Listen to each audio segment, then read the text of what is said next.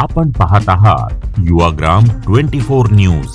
सडेतोड बातम्या म्हणजे फक्त युवाग्राम न्यूज नेटवर्क.